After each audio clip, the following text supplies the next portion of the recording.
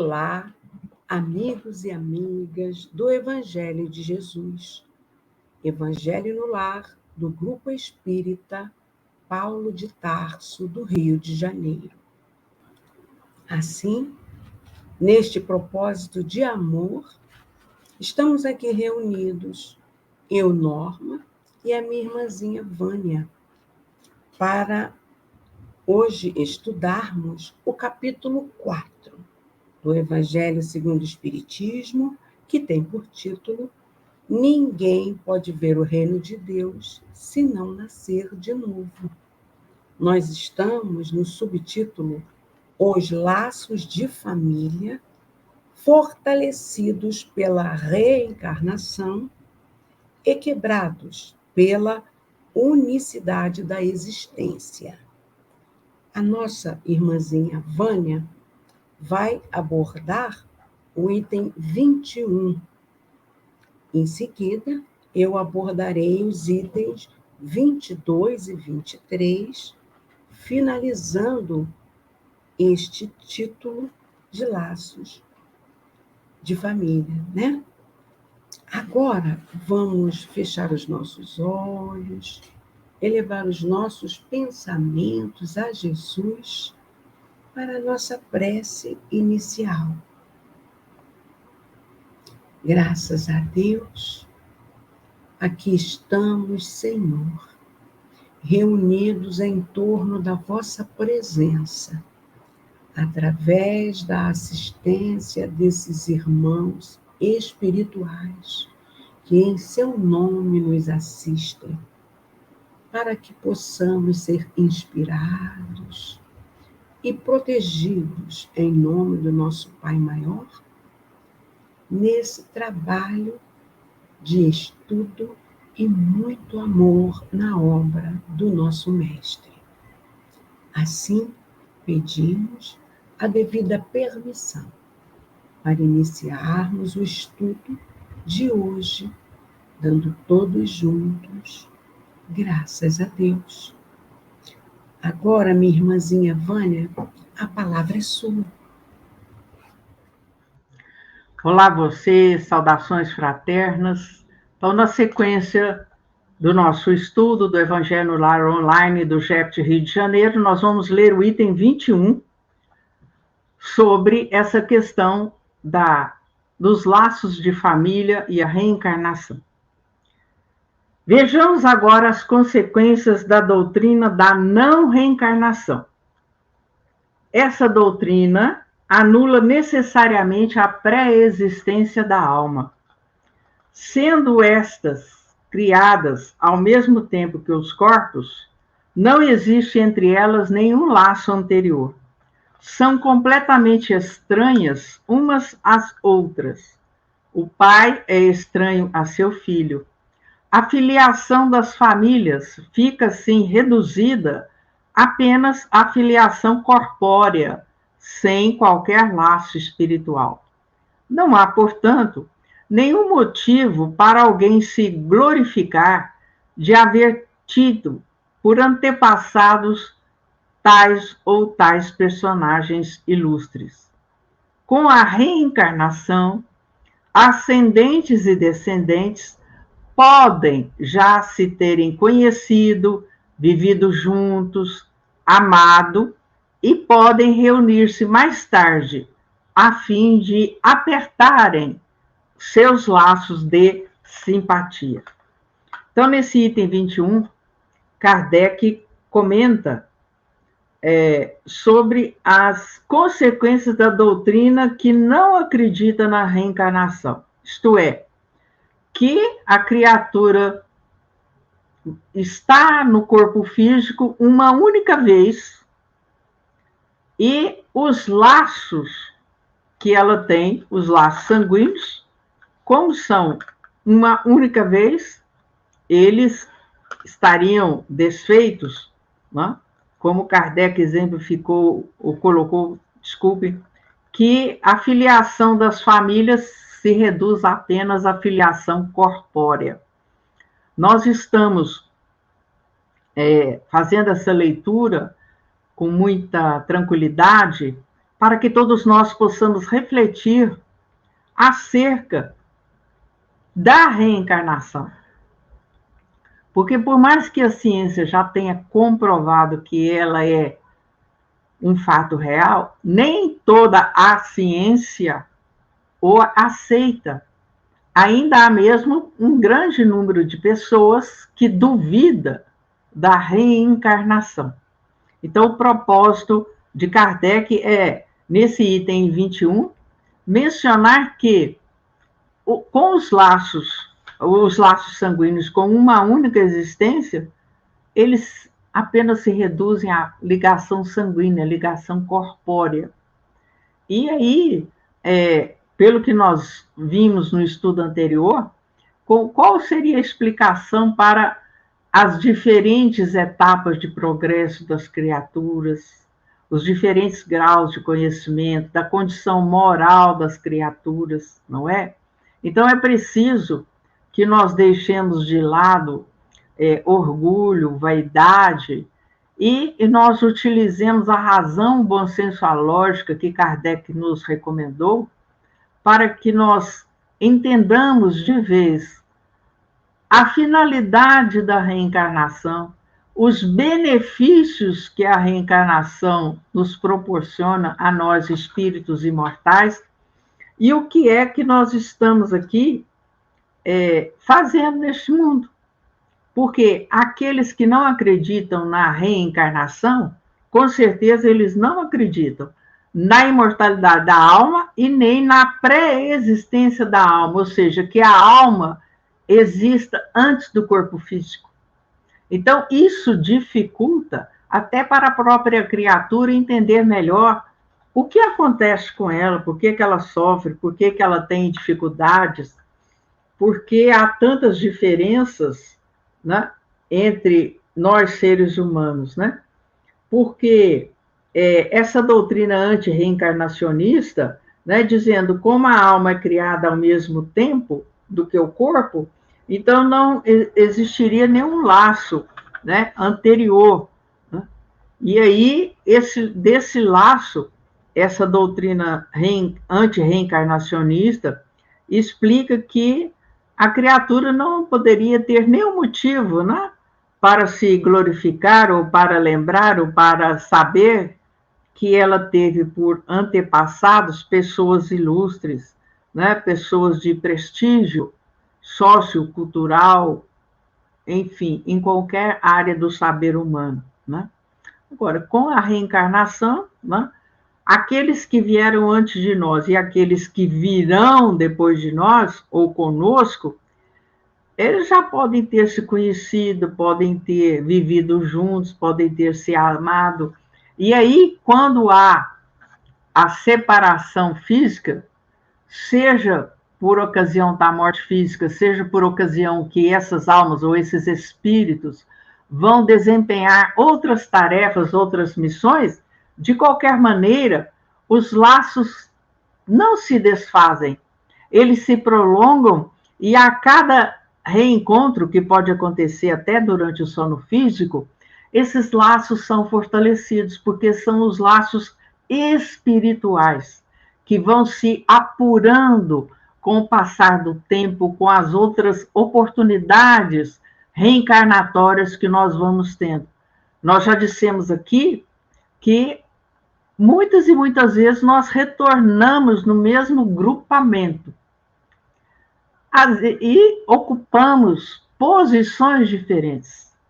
Nem sempre temos aquele título de pai, mãe, filho, esposo, esposa, tio, etc.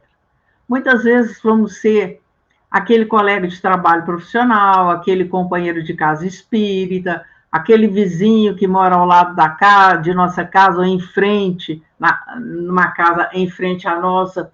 Então, nós temos aí inúmeras situações que são programadas lá no plano espiritual para que nós nos encontremos, seja para reforçar, apertar os nossos laços afetivos e espirituais, ou seja, para aqueles processos em que nós vamos reajustar os nossos compromissos.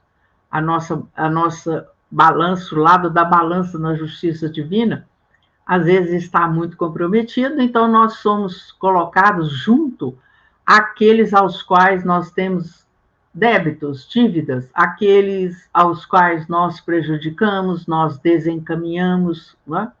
Então, por isso que família é um laboratório de almas, onde nós temos diariamente os desafios de aparar arestas, aliviar as dificuldades de relacionamento. E para ilustrar um pouco esse nosso item 21, nós escolhemos aqui a lição número 43, intitulada Comodismo, do livro Vivendo o Evangelho, volume 1, pelo espírito André Luiz, na psicografia de Antônio Baduy Filho. André Luiz nos coloca: o aluno é reprovado, mas voltará à escola. O atleta sofre a derrota, mas competirá de novo. O culpado está preso, mas terá a liberdade. O lavrador perde a obra, mas plantará novamente. O artista não convence, mas renovará o trabalho. O escritor não agrada, mas tentará outra vez. O comerciante fracassa, mas fará outro negócio. O ator não tem sucesso, mas repetirá o trabalho. Seria insensatez admitir que essas pessoas tivessem uma única ocasião para acertar, ficando para sempre condenadas após o primeiro engano. Da mesma forma, é contrassenso ou puro comodismo negar a reencarnação, bênção divina que dá ao espírito a oportunidade de repetir experiências de vidas passadas, a fim de sanar os erros que levaram ao malogro e preparar-se para o futuro em constante esforço de renovação íntima. André Luiz realmente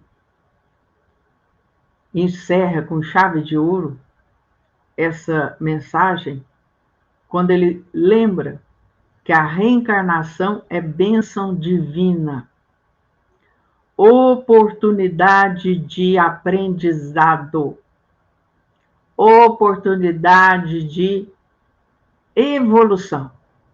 Então, comecemos o quanto antes o exercício de tirar de nossa mente a ideia de que nós estamos condenados ao castigo, de que nós estamos sendo punidos pelos erros que cometemos. Muito pelo contrário. Deus, em sua justiça e em sua misericórdia, nos concede, através da reencarnação, quantas vezes forem necessárias, as oportunidades para que nós nos reajustemos no caminho do bem, seja do ponto de vista intelectual, moral. Todos nós temos as mesmas oportunidades. Cabe a nós, através das nossas escolhas, assumirmos as responsabilidades decorrentes delas. E agora eu passo a palavra para a Norma. Então, meus irmãos, vamos dar prosseguimento, né? Item 22. Isso quanto ao passado, né? Que a Vânia acabou de explicar. Nós vamos tendo oportunidades, né, para repararmos, reajustarmos.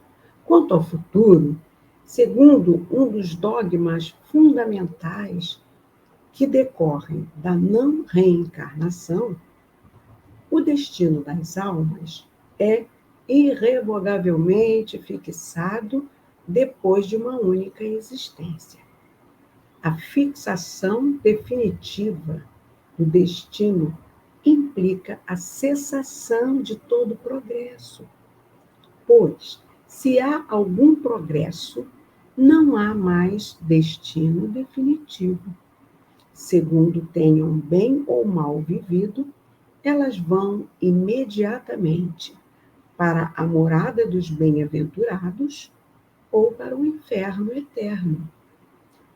São, assim, imediatamente separadas para sempre e sem esperança de jamais se reaproximarem, de tal sorte que pais, mães e filhos, maridos e mulheres, irmãos, irmãs, amigos, não estão jamais certos de se reverem. É a ruptura mais absoluta dos laços de família. Vamos dar uma paradinha aqui para uma reflexão? Afinal, Jesus nos prometeu o Consolador prometido, que é a doutrina espírita. E a doutrina espírita nos leva a exercitarmos a razão acerca das verdades espirituais.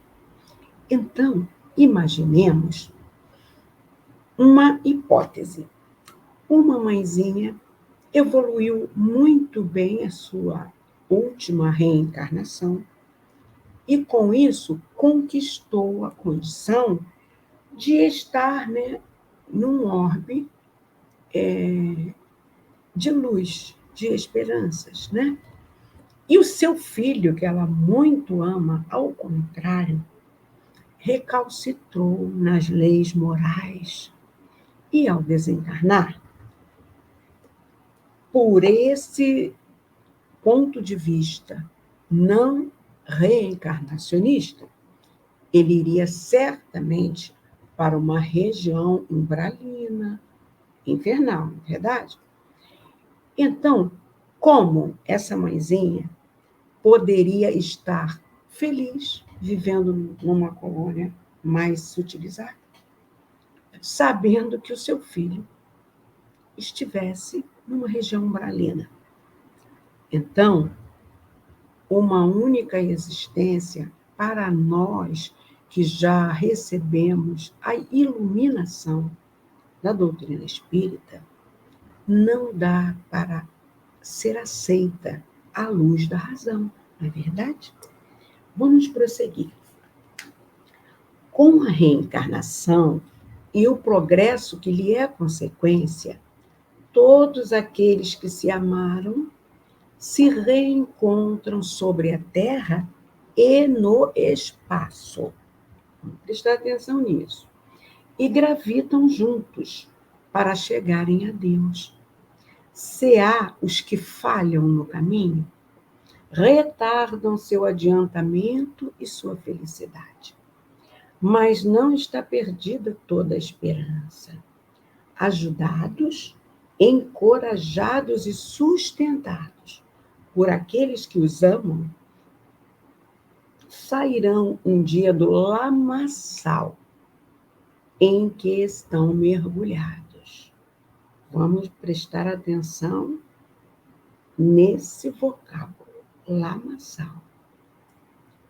Com a reencarnação, enfim, há solidariedade perpétua entre os encarnados e os desencarnados. Então, vamos refletir acerca deste parágrafo. E para essa reflexão, nós vamos mais uma vez nos valer, não é, da doutrina espírita, que nos trouxe a comunicação de André Luiz, pela psicografia de Chico Xavier, no livro No Mundo Maior, no capítulo 18, Velha Afeição. Bom, neste capítulo, meus irmãos, André Luiz narra o reencontro dele com o avô que estava na região profunda umbralina, entendeu? Então, André Luiz é levado até esta ambiência, depois que ele já estava restaurado, né, em nosso lar, e já estava participando, né, de trabalhos lá para o seu crescimento evolutivo, porque nós continuamos a evoluir com os trabalhos que possamos realizar também enquanto estamos do outro lado da vida. E assim, ele é levado a essa região onde o avôzinho dele estava, sem saber que iria encontrar o avô dele lá. Ele é orientado por Calderaro, que é o orientador dele nesse livro, e, a princípio, ele nem conhece o avô. E o que ele pode perceber ali é alguns espíritos confundindo a lama, o lodo daquele ambiente. Por isso que eu pedi para vocês prestarem atenção no vocábulo lamaçal. Eles estavam confundindo aquela substância com ouro. Por quê? Porque eles sofriam o enlouquecimento em função das suas paixões de riqueza, entendeu? Então, estavam ali naquele deserto de padecimentos. E André Luiz, a princípio, não reconheceu o avô, mas ele percebeu o tom de voz do avô. Pelo tom de voz, é que ele percebeu que podia ser o avô dele, Cláudio, né?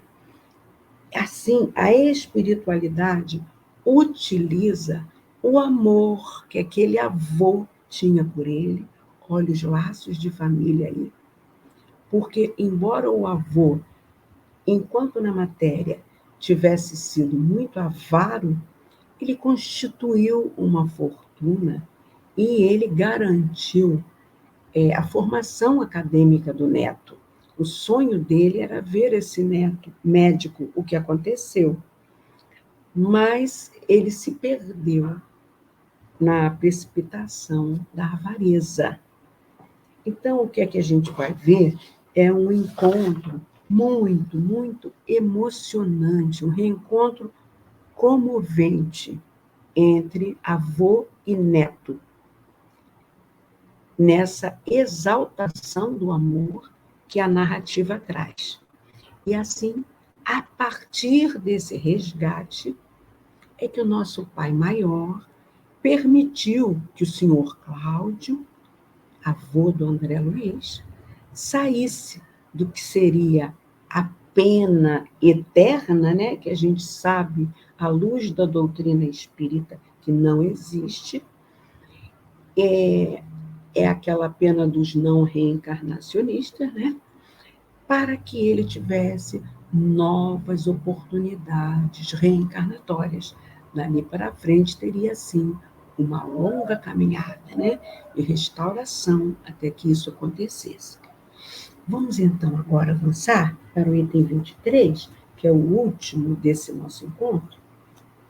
Em resumo, 4 alternativas se apresentam ao homem para seu futuro de além-túmulo.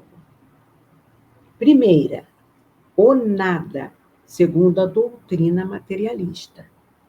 Segunda, a absorção do todo universal, de acordo com a doutrina panteísta.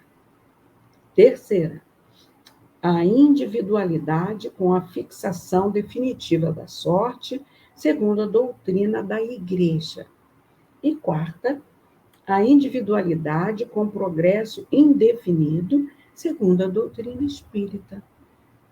De acordo com as duas primeiras, ou seja, né, o materialismo e o panteísmo, os laços de família se rompem depois da morte e não há nenhuma esperança de reencontro. Com a terceira, há a chance de se rever, contanto que se esteja no mesmo meio. E esse meio pode ser o inferno como o paraíso. Com a pluralidade das existências, que é inseparável do progresso gradual, há a certeza na continuidade das relações entre aqueles que se amaram e está aí o que constitui a verdadeira família. Nós acabamos de ver, no exemplo que demos no item 22, não é? O reencontro do André com o avô. Então, para que nós possamos deixar este item bem claro nas nossas mentes, a gente já sabe que o materialista é aquele que acha que morreu o corpo físico, tudo acaba, né? Aí vamos entender um pouquinho o que é essa absorção do todo universal que o panteísmo prega, né? Então, segundo essa doutrina, cada indivíduo assimila ao nascer uma parcela desse princípio que constitui sua alma e dá-lhe vida, inteligência e sentimento. Mas pela morte, esta alma volta ao foco comum e perde-se no infinito, qual uma gota perde-se no oceano. Deus, para eles, é um conjunto de todas as inteligências resumidas, cada indivíduo sendo uma parte do todo. É Deus ele próprio. Nenhum ser superior na concepção do panteísmo nenhum ser superior e independente rege o conjunto. O universo é uma imensa república, sem chefe ou antes, onde cada qual é chefe com poder absoluto. Assim, a gente vai vendo que para nós, que já recebemos as luzes doutrinárias espíritas, não há sentido essa doutrina também, porque basta olharmos e observarmos a natureza e a gente vai ver que só a inteligência suprema, criadora de todas as coisas, poderia gerir tanto equilíbrio. Os sistemas planetários, com seus planetas girando ao redor das estrelas em perfeito equilíbrio. É só nós observarmos que a gente deixa por terra, através do nosso raciocínio, essas doutrinas equivocadas. Assim, tanto o materialismo quanto no panteísmo, os laços de família se rompem depois da morte e não há nenhuma esperança de reencontro. Com as penas eternas para a individualidade, do espírito só há reencontro se os familiares estiverem no mesmo meio. Agora imagine, né? Se Deus é tão misericordioso, ele jamais iria permitir que os seus filhos permanecessem sofrendo em penas eternas.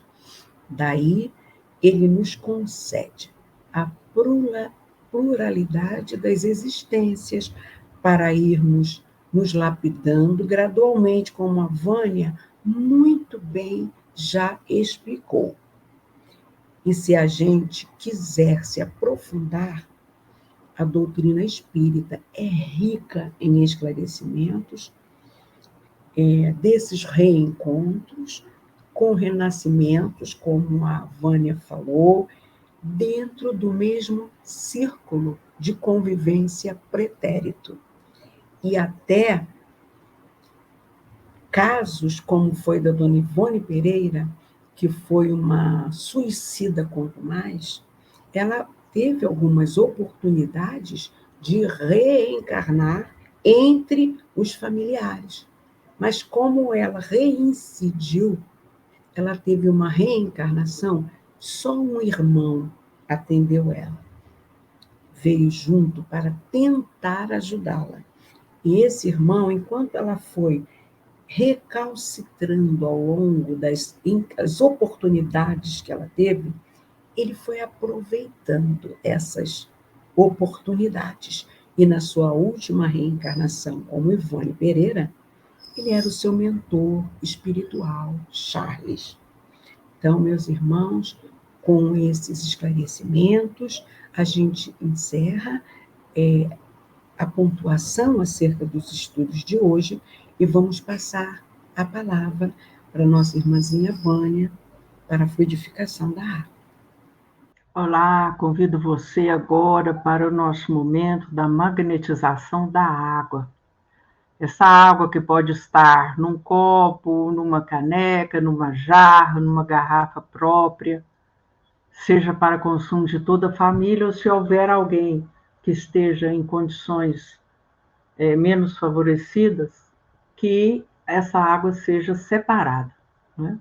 Nós sabemos que é o momento em que nós vamos pedir a Jesus, o médico das almas, né, para que nós possamos receber aqueles fluidos colocados na água para nos reharmonizar, para nos fortalecer em nossa saúde física, psíquica, emocional e espiritual.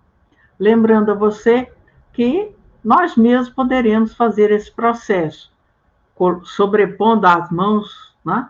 De preferência com os dedos para baixo. Aí você pergunta, por que, Vânia, o dedo para baixo? Né? É porque aqueles de nós que somos doadores, né?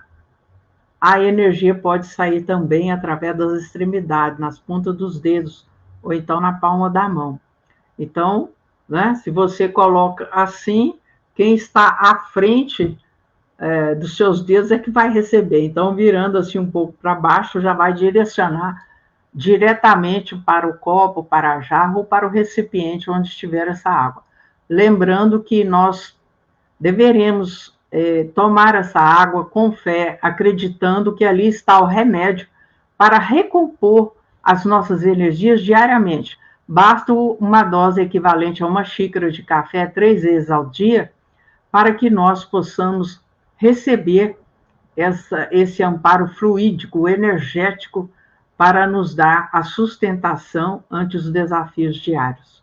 Então, com o coração agradecido a Deus e a Jesus, nós vamos pedir que sejam colocadas nessas águas, através de nós mesmos, através dos espíritos magnetizadores da equipe espiritual, os medicamentos de que nós estamos precisando, os medicamentos trazidos dos laboratórios divinos que a ciência ainda não conhece, e que nós possamos ter a melhora, o alívio, o equilíbrio de que necessitamos para um sono tranquilo, suave, para que as nossas energias, para que a nossa condição, enfim, possa vencer os dias de aprendizado que temos pela frente. E assim, Jesus, nós vamos agradecer por tudo que temos recebido, pela oportunidade abençoada de aprendizado e serviço no bem, e rogar as bênçãos de paz para todos aqueles encarnados e desencarnados que estão conosco, aqueles que irão nos ouvir ou nos assistir em outros dias e outros horários, que todos nós e os nossos lares possamos ser beneficiados, envolvidos nas doces vibrações de paz, de alegria, de equilíbrio, e que cada dia mais, através do Evangelho no lar, das lições e exemplos de Jesus, à luz da doutrina espírita, nós nos sintamos cada vez mais fortalecidos na fé, na esperança, no bom ânimo, na paciência, na tolerância, para que nós possamos completar a nossa jornada evolutiva na presente existência. E assim, Jesus, em teu nome e em nome da direção espiritual do nosso Evangelho no Lar, nós o damos por encerrado. Que assim seja, graças a Deus. E agora nós queremos lembrar aqueles que estão iniciando o seu Evangelho no Lar ou ainda não o fizeram, que é uma oportunidade de nós iluminarmos o nosso lar. O nosso lar, ele é envolvido nessas luzes, nessas vibrações, e a direção espiritual, encarregada de nos amparar, de nos intuir para a sua realização, estende os benefícios não só para nós, os nossos familiares, amigos, aqueles que estiverem participando conosco desse momento, mas também irradia-se por todo o quarteirão de onde nós residimos. E é aquele momento breve em que nós nos conectamos, nós nos ligamos com o Criador, com Jesus, para que nós nos sintamos envolvidos em bênçãos para vencermos os obstáculos que todos nós encontramos em nosso dia a dia. Afinal, o planeta Terra ainda é o mundo de provas e expiações. E todos nós somos espíritos imperfeitos que aqui nos encontramos para mais um aprendizado. Então, não deixe de fazer o seu evangelho. Estabeleça o tempo, 30 minutos, 40 minutos, 1 hora. Faça sozinho, como encarnado, ou com outras pessoas, mas faça, porque realmente traz a diferença em nós, auxiliando-nos a nos tornarmos melhores cristãos, melhores espíritas, melhores cidadãos. Um grande abraço a todos e até o nosso próximo encontro.